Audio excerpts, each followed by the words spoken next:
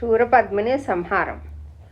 తారకాసురుని సోదర సమానుడు శూరపద్ముడు తారకుని పుత్రుడైన అసురేంద్రుని ద్వారా తమ్ముని మరణ వార్త విన్నాడు.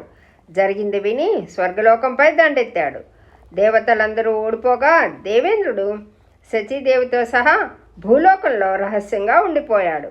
శూరపద్ముడు ఇంద్రకుమారుడు జయంతుని బంధించి తన నగరానికి తీసుకువెళ్ళాడు.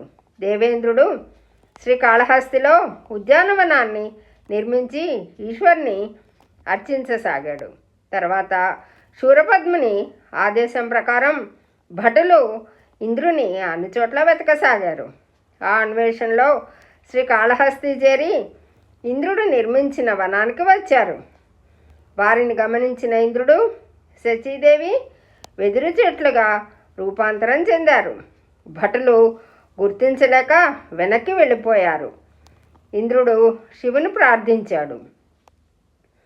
శివుని సూచన అనుసరించి కుమారస్వామిని దర్శించాలని సంకల్పించాడు. శచీదేవి రక్షణార్థం శాస్తను స్మరించాడు. తన పరివారం ప్రత్యక్షమైన శాస్తకు శచీదేవి బాధ్యతను అప్పగించి కుమారస్వామి దర్శనార్థం శ్రీశైలానికి వెళ్ళాడు. శచీదేవి బాధ్యతను శాస్త కాలుడికి అప్పగించాడు. శచీదేవి శివారాధనలో కాలం గడపసాగింది. ఒకసారి శూరపద్ముని సోదరి అజముఖి వనానికి వచ్చింది. శచీదేవితో, నా అన్న నిన్ను పెళ్లి చేసుకుంటాడు. అప్పుడు ఇంద్రుడితో సహా అందరూ నీకు సేవలు చేస్తారు. నాతో రమ్మనమని పిలిచింది. ఇంద్రుడిని తప్ప అన్యులను స్మరించను, వెళ్ళిపోమ్మను. శచీదేవి మాటలకు అజముఖి కత్తి లేపింది. అది గమనించిన కాలుడు అజముఖి చేతులను నరికివేశాడు.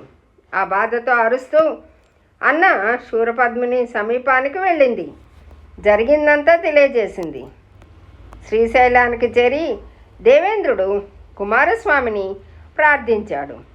దేవతల పక్షాన దేవగురువైన బృహస్పతి పరిస్థితి విన్నవించి రక్షించమని ప్రార్థించాడు. ఆ ప్రార్థనను విన్న కుమారస్వామి ఒక సూచన చేశాడు. శూరపద్మునితో సంధి చేసుకొని దూతను పంపుదాము, సంధి కుదరకపోతే యుద్ధం చేద్దామని సూచించాడు. దూతగా కుమారస్వామి ప్రధాన సేనానాయకుడైన వీరబాహువును పంపడం క్షేమమని బ్రహ్మ హితవు పలికాడు. కుమారస్వామి సందేశాన్ని తెలియజేయగా వీరబాహు బయలుదేరాడు. శూరపద్మునితో సంధి కుదరలేదు. చివరికి దూతగా వచ్చిన వీరబాహువును బంధించమని శూరపద్ముడు ఆజ్ఞాపించాడు. వీరబాహువు రాక్షసులకు మధ్య యుద్ధం మొదలైంది. దానిలో శూరపద్ముని పుత్రుడైన వజ్రబాహువును వీరబాహువు చంపేశాడు. తిరిగి వచ్చి జరిగిందంతా కుమారస్వామికి విన్నవించాడు. ఇరుపక్షాల వారు యుద్ధానికి సిద్ధమయ్యారు. భీకర యుద్ధం జరిగింది. చివరికి శూరపద్ముడు మిగిలాడు.